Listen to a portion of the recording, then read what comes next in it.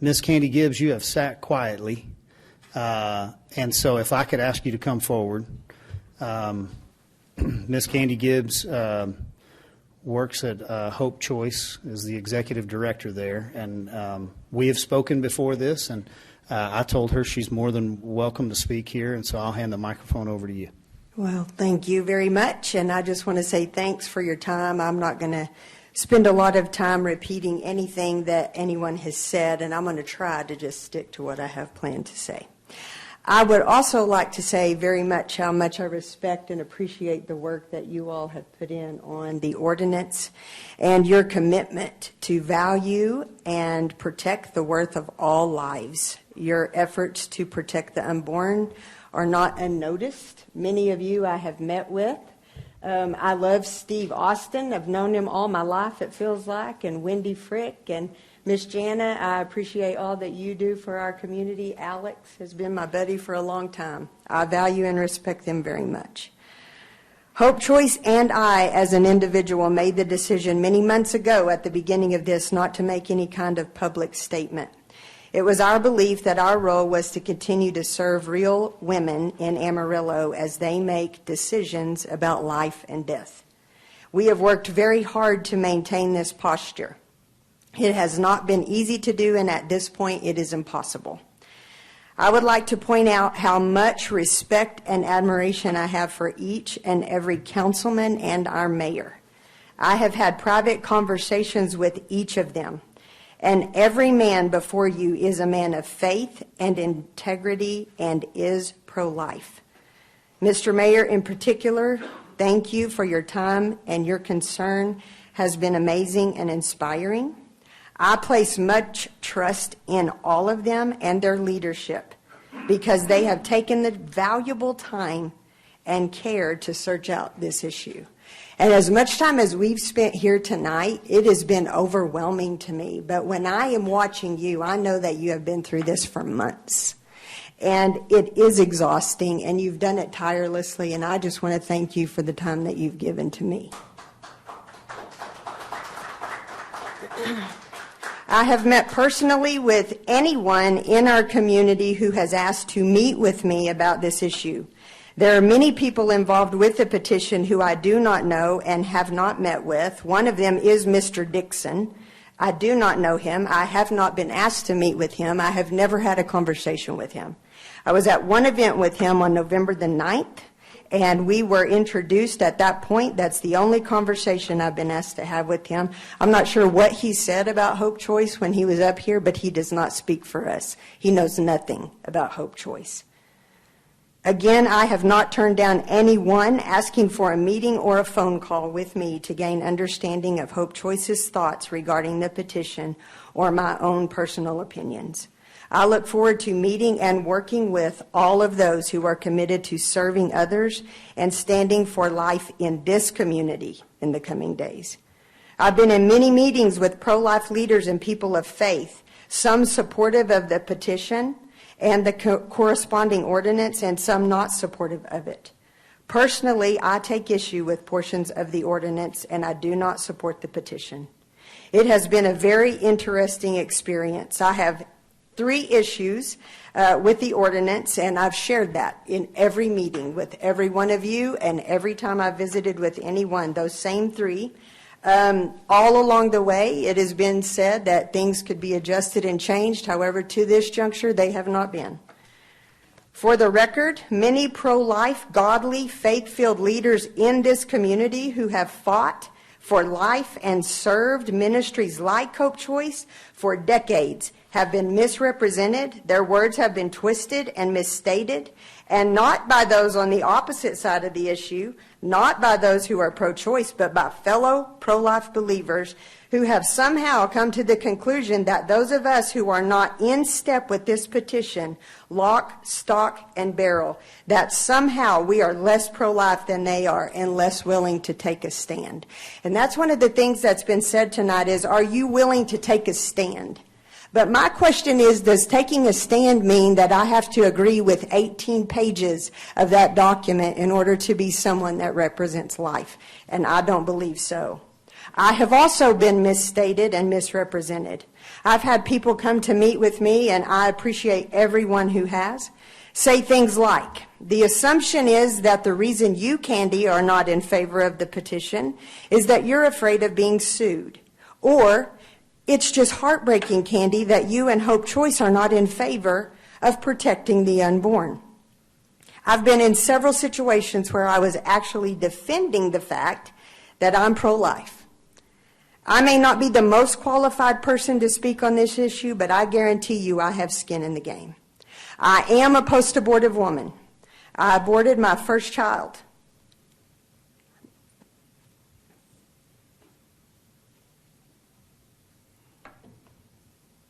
My daughter was aborted in April of 1992. I was a senior in high school, and when I learned that I was pregnant, my dad, who was a youth pastor, and I decided that what I needed to do was to have an abortion so that the people in our church wouldn't know. And so we drove to Lubbock. My dad drove the car. We knew that it was not the Lord's will, but we did it anyway. I know what it's like to be in a difficult and overwhelming situation and to be desperate for a way out. Something that I wonder if we notice tonight, we can care about the baby and we can care about women at the same time. And if we're going to claim to serve the Lord Jesus Christ, that's exactly what we have to do. The truth is that abortion is not an eraser. It doesn't wipe the slate clean and give you a fresh start. It literally sacrifices the life of an innocent child, and it wounds and damages the woman emotionally, spiritually, and often physically. It certainly did me. And I came to the pregnancy center, now Hope Choice, for post-abortion support 2 years after I aborted, and it saved my life. And I have been a volunteer or staff member at Hope Choice since I was 21 because of the love, care, and support that I've received there. This is my 29th year serving Amarillo and standing for the lives of the unborn. I am not afraid to be sued. Very far from it. I'm pretty sure that most of you don't know that when Roe was overturned, we locally at Hope Choice were contacted by the FBI and Homeland Security due to threats being made against our facilities. We all saw the violence on TV that took place across the country against pregnancy centers. You want to know how many phone calls I got from any pro-life advocate in this town asking how they could help us? 0. I am certainly one for putting a stake in the ground in Amarillo and declaring that all lives are valuable, precious, and worth protecting. If I may be so bold to say, I have shown up every morning for almost 30 years now to stake that claim. The staff and the board and the volunteers of Hope Choice and many ministries like it give their time, talent, and treasure to provide help for scared and overwhelmed women to allow them the opportunity to deal with and navigate their situation, making it possible for them to choose life for their babies. Do we expect a pat on the back? Absolutely not. But we certainly shouldn't have to convince our fellow pro-life Christ followers that we are on the right side of life. Hope Choice opened in 1988, and we have been serving our community for 36 years. We've now grown to a multi-location ministry, offering many different kinds of services to the clients that we have the honor to serve. Over the past 36 years, Hope Choice has ministered to over 250,000 clients through pregnancy center services alone. Last year, we interacted with clients more than 10,000 times through classes, programs, and services. Those on the pro-abortion side of the issue often claim that we only care about the baby and until it's born, and our help and commitment ends. Not so as it relates to Hope Choice. We provide pregnancy tests, ultrasounds, abortion pill reversal protocols, parenting classes, childbirth classes, baby safety, classes for dads, benevolence items, mentoring programs, retreats, summer camps, college ministry, Bible studies. All of our pregnancy services are free of charge and confidential. We don't receive any state or federal funding, and all of our support comes from churches, private grants, and individuals in Amarillo, not from the women who are in these dire situations. We do not benefit from her situation or her struggle in any way, much less financially. One of my biggest problems with the pro-abortion side of the issue is that Planned Parenthood, Haven Health Clinics, abortion clinics across the country, doctors and pharmacists providing the abortion pill, all of these players benefit financially from a woman feeling as though abortion is her only way out. Every story that you heard up here today about a woman in a difficult situation where she doesn't know which way to turn, the abortion side of this debate benefits off of her struggle and her difficulty. That is why, by the way, they made $2 billion in taxpayer dollars between 2019 and 2021. One of my biggest concerns with this petition from Jump was that the only resource you list is a website that sends people to government-funded agencies. These agencies claim to be pro-life, but they receive payment from the government for every diaper they give out, when they give out formula classes, every interaction that they have with a girl. And because they receive government dollars, they cannot share faith. They cannot share hope. They cannot share the truth about the plans and purposes that Jesus might have for her life.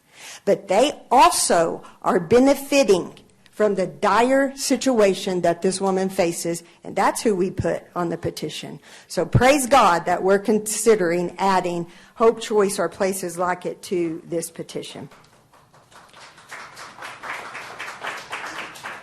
My second and third issues with this ordinance are related. I am not in line with telling people where they can and cannot drive their cars. And I am certainly not in line with encouraging people to bring private right of action against parents and grandparents. Someone bringing a private right of action against a parent or a grandparent of a young woman who has already experienced the devastation of abortion does not save a life. The life has already been lost. But you will simply be compounding the trauma. If we enact an ordinance that makes women feel even more isolated and alone, thinking, I can't tell my parents, I can't tell my grandparents, I don't know who I can talk to for hope, that is, first of all, not Christ-like. The word says, come to me, all who are weary and burdened.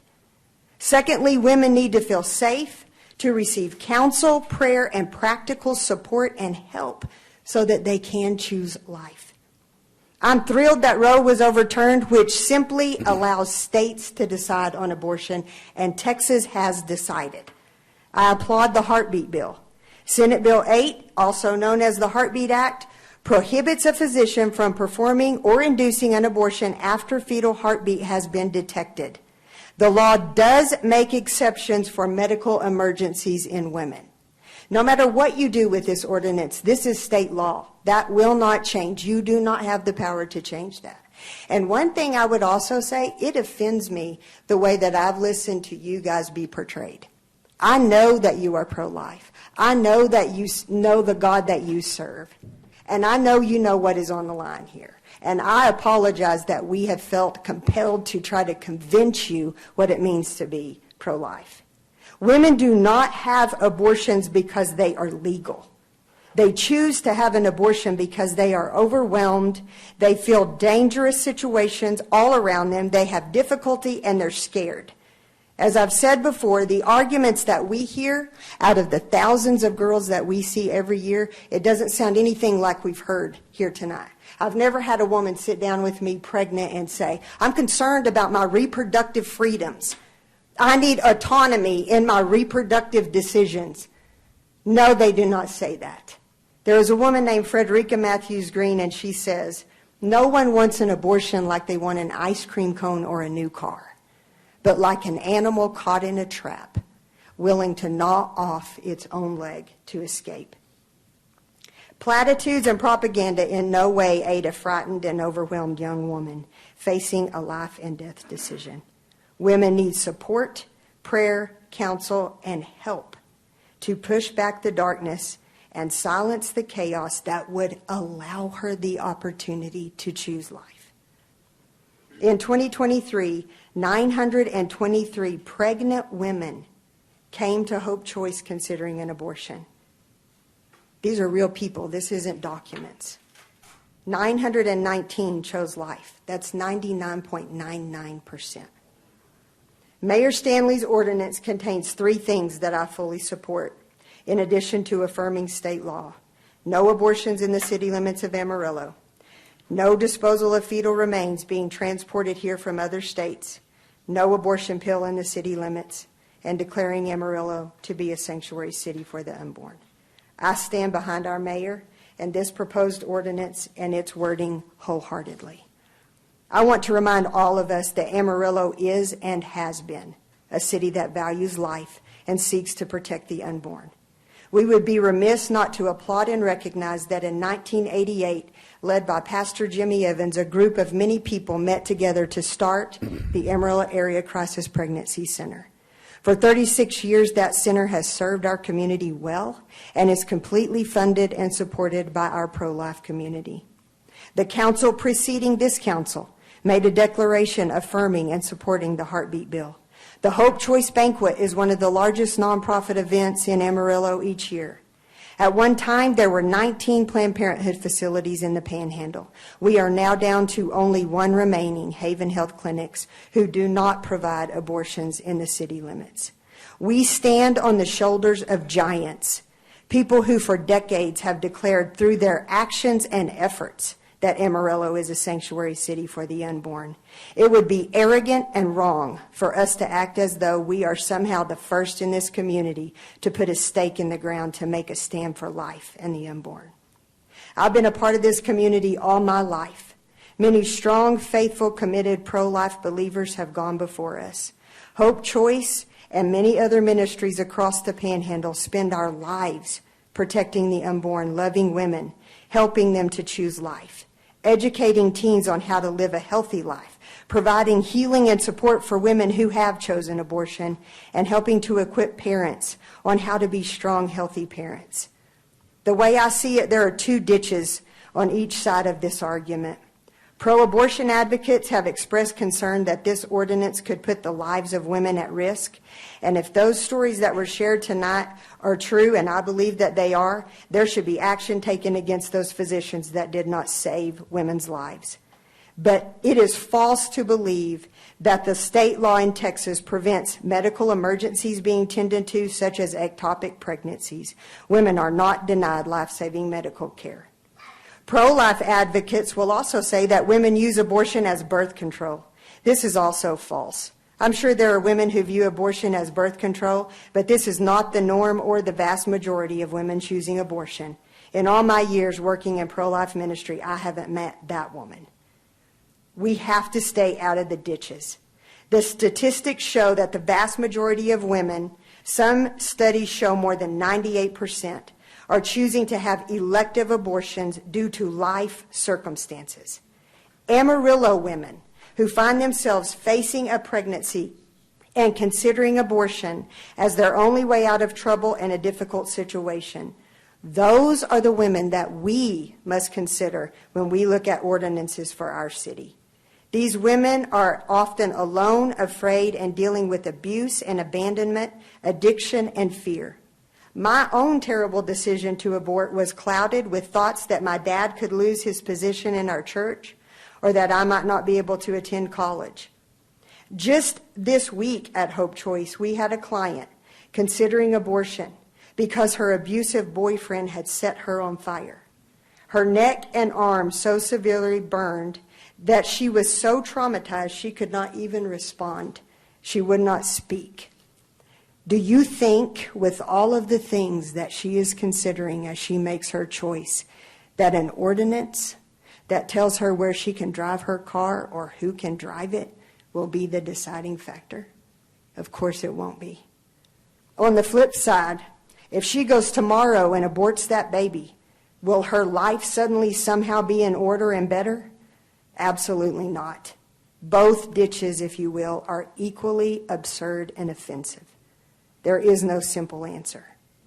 The best hope we have is to encourage women in these situations to visit a ministry like Hope Choice, where she will be met with care and concern. We will not benefit financially from her decision or her circumstances, but we will take time to hear her and her situation, to walk with her as she navigates the struggles, obstacles, and difficulties that she faces. By offering the hope found only in Christ, we'll be able to help her deal with the factors making her feel like abortion is her only escape. It is that hope that allows her the opportunity to choose life. And on the other side, having chosen life for herself and her child, she and her baby will find a new beginning and a new footing, happier and healthier. We, you council, Hope Choice, and I, have been charged with serving and leading in Amarillo. Please consider Amarillo women and babies as you make your decisions about this ordinance. Please do not set up roadblocks for women, and in so doing make them feel unsafe or unsupported by our community. If we truly care about the lives of babies, and we do, then we must love, support, and help the women who are making the life and death decisions.